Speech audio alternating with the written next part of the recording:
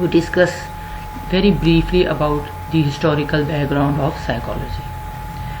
Obviously every person have a mind, a question in his or her mind, that why we study history of psychology.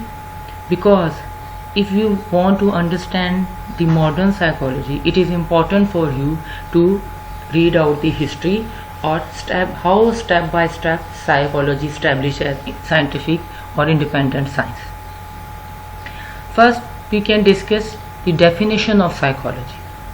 Psychology is a scientific study of human mind, behavior and cognitive processes. So this is a very brief and the complete definition as well.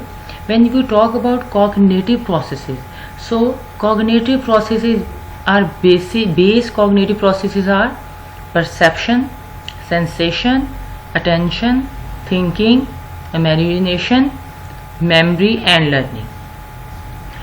Without these, cognitive processes are not complete, and as a human, cognitive processes have the high mental intellectual abilities in our mind, right? Okay, advanced cognitive processes is creativity, problem solving and metacognition, right? Okay, before we discussing the historical view, I will tell you very brief about the dates. Okay, sometimes we can see that there is a write down along with date BC or AD, right? BC, all our dates are before the birth of Jesus Christ, right? And the AD dates are all date which is used after the birth of Jesus Christ, right? Okay, if we talk about the history of psychology, as you study in history and schools of psychology 1 in your first semester, you know that you also study Greek philosopher, you also study British Association and the René Descartes or all these structure, and then you also study 1879 structuralism and the functionalism. In 387 BC, Plato suggests that the brain controls our mental processes, right? And notice here I will tell you about mental processes already in last slide. Then in 335 BC, Aristotle suggested that the heart control our mental processes, right? There's a difference between brain control our mental processes and Aristotle said heart control our mental processes. But in 1879 AD, William Wundt opened the first formal laboratory for psychology. Here I mention you that first psychology is a branch of philosophy, right? So there is a huge impact of philosophy on obviously psychology, and when we always read about the history, we also said that there is a lot of effect of Greek philosopher on the psychology. In 1883, the first laboratory of psychology in America is established at Johns Hopkins University, and in 1886 AD, Sigmund Freud performed therapy in Vienna, and in 1892 AD, the American Psychological Association, which is called APA, is founded. Right, class? So by the passing of time, psychology established as a scientific and independent science in 1879 when William Wundt opened the first formal laboratory in Leipzig, Germany, right? Okay, today our topic is, as you know, psychoanalysis school of thought, which is defined by Sigmund Freud, was the founder of psychodynamic approach. This school of thought emphasizes the influence of unconscious mind on behavior, right? Freud is a huge emphasis on unconscious always in his own all personality theory or the therapy. Freud believed that the human mind was composed of three elements: the id, the ego and the superego, right? It means the human mind element is id, super ego or superego, but in structuralism that cognitive process, in functionalism they said about the function of the behavior. Okay, then we talk about what is psychoanalysis. Psychoanalysis is a systematic structure of theories concerning the relation of conscious and unconscious psychological processes, a technical procedure for investigating unconscious mental processes and for treating psychoneurosis. In other words, psychoanalysis is when someone evaluates someone else and figure out treatment for a mental illness. Psychoanalysis, transference and resistance analysis of free association.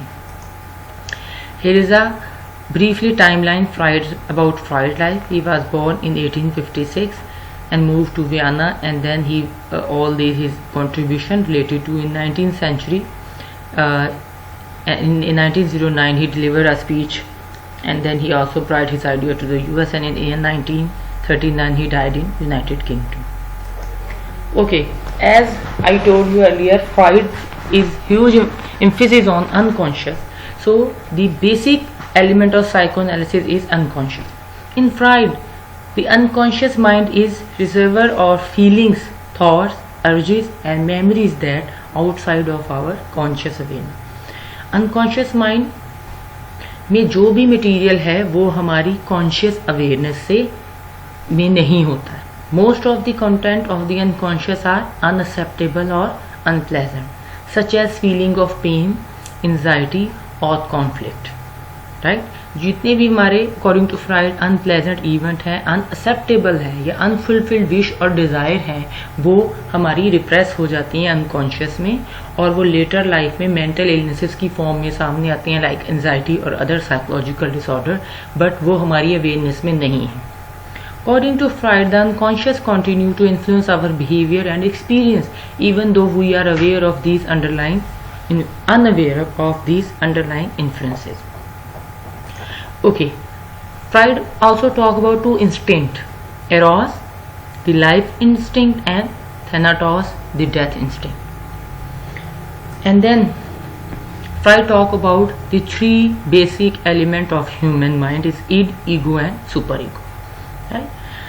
Id, the principle of id is pleasure oriented and selfish. Its need immediate gratification, right? And then if we talk about the ego is conscious, rational, which is driven from by the reality principle, balance conflicting demand of id and the superego.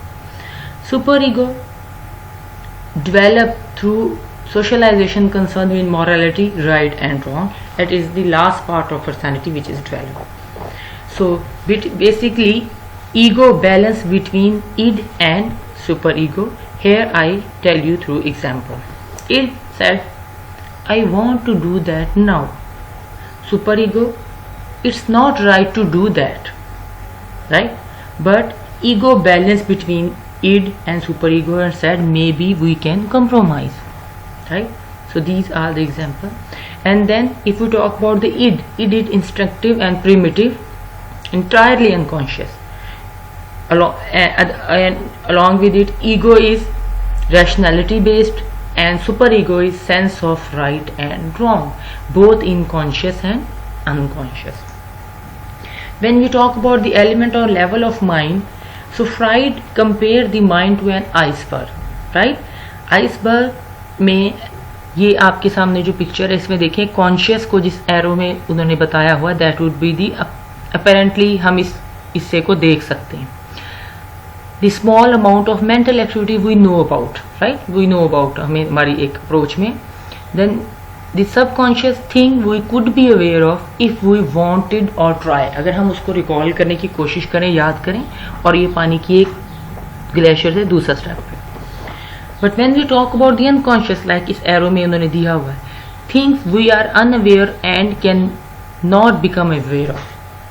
वो चीज़ें जो हमारी याददाश्त में नहीं है और हमारी याद करने के बावजूद भी हमारे कॉन्शियस अवेयरनेस में नहीं आती, और हमें नहीं पता कि ग्लेशियर की डेप्थ कितनी है. तो दैट्स वाई अनकॉन्शियस भी माइंड में ऐसा होता है कि उसकी कोई डेप्थ का आइडिया नहीं होता. Then we talk about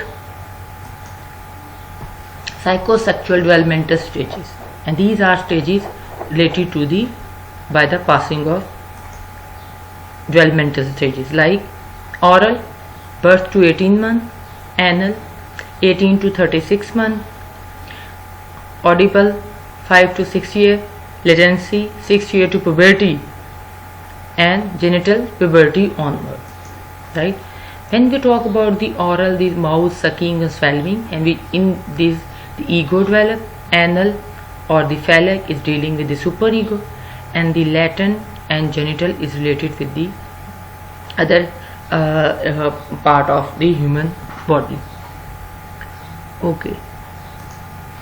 According to basically the purpose of psychoanalysis, which is totally different from all other of school of thought like structuralism, functionalism, and later you also study behaviorism, new behaviorism, humanism, cognitive school of thought, and these are all, they can define all the behavior or the element of mind and humor through the scientific way you can measure it, right? But when we talk about the Freud theory, it is a purely, you can say, philosophical theory that we cannot see the unconscious, or we cannot mention in our mind where is unconscious actually located. Okay, now we talk about the defense mechanism. As I told you here, id and superego. Ego जो है वो id और super ego के दरमियान जो conflict है उसको handle करती है. वो कॉन्फ्लिक्ट अगर एक जो एंजाइटी क्रिएट करता है तो उसमें नॉर्मल तरीका according to Freud defence mechanism जो हमारी डेली रूटीन में हम यूज़ करते हैं. मगर अगर वो कॉन्फ्लिक्ट बहुत बढ़ जाए तो इसका मतलब है वो फिर किसी डिसऑर्डर में की फॉर्म में उसके सिम्टम सामने आते हैं, right? If you talk about the defense mechanism, so here is a important defense mechanism: repression. We can repress our all unpleasant event and thought from become conscious. Repress कर देना, दबा देना. Repression is an unconscious mechanism employed by ego to keep disturbing or threatening thought from becoming conscious, right? Employed by the ego होती है, ठीक है? Aggressive thoughts about the same parent और repress, like आपकी किसी की तरफ एग्रेसिव थॉट है और आप एक्सप्रेस नहीं कर सकते तो आप वो उसको रिप्रेस कर दें. Denial involve blocking external event from awareness, right? If someone situation is just too much to handle, the person just refuse to experience it. For example, smoker may refuse to admit it to themselves that smoking is bad for their health. Denial, इनकार करना, हकीकत को ना मानना. For example, एक example में है कि स्मोकर जो है वो ये मानने को तैयार नहीं होता कि ये उसके अपने लिए हेल्थ के लिए डेंजरस है, क्योंकि वो उस एक्सटर्नल इवेंट की अवेयरनेस को ब्लॉक कर देता है. Projection, this involves individual attributing their own unacceptable thoughts, feeling and motive to another person. इसकी एग्जाम्पल है, you might hate someone but your superego tells you that such hatred is unacceptable. You can solve the problem by believing that they hate you, right? आप किसी को पसंद नहीं करते, नफरत करते, so but सुपर ईगो ये बताती है कि ये हार्टेड जो है एक एक्सेप्टेबल इमोशन नहीं है और आप एक्सप्रेस नहीं कर पाते, तो उसको हम, उसका डिफेंस मैकेनिज्म ये है कि हम उसको प्रोजेक्शन करते हैं. हम ये कहते हैं कि दूसरा हमसे नफरत करता है, दूसरा बुरा है. Displacement, satisfying an impulse like impulsive conception, aggression with a substitute object, right? अब someone who is frustrated by his or her boss at work may go home and kick the dog. Displacement का मतलब है कि आपके boss, someone who frustrated by his, आपका अपना गुस्सा किसी और पे निकालना, ठीक है? Regression, this is a movement back in psychological time when one is faced with stress, right? A child may begin to suck their thumb again or wet the bed when they need to spend some time in hospital, right? जब भी एक person stress की situation में होता है तो वो psychological time back उस जब वो बचपन में अपने जिस उस स्ट्रेस के में जो सिम्टम शो करता था वो प्रेजेंट सिचुएशन में भी उन्हीं सिम्टम्स के साथ अपनी उस एंजाइटी और स्ट्रेस को रिजॉल्व करता है. This is also a defence mechanism. When we talk about the sublimation, satisfying an impulse aggression with a substitute object in a socially acceptable way.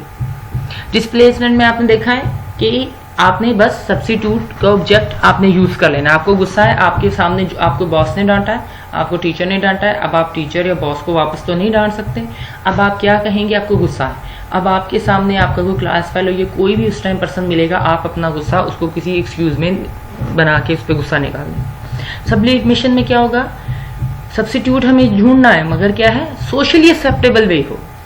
Sport is an example of putting our emotion aggression into a something constructive. अब आपको बहुत गुस्सा है, अब आप footballs को kick मारें, जोर जोर से मारें, बॉल के साथ मारें, या आप बेसबॉल या बॉल को दीवार के साथ हिट करें, सो ये एक्सेप्टेबल वे है। इसको देख के कोई आपकी तरफ नेगेटिव इमोशन या बिहेवियर शो नहीं करेगा, right. So this are the healthy way you can also say. और फॉर एग्जाम्पल अगर एक पर्सन जो है वो बहुत ज़्यादा गुस्सा है, तो इसमें वो सब्स्टिट्यूट जो सोशली ऑब्जेक्ट को ऐसा फिनोमेना या ऐसा एक्सक्यूज ढूंढेगा जिसपे वो किसी दूसरे पर्सन को पे अपना गुस्सा निकाल सके या उसको डांट सके।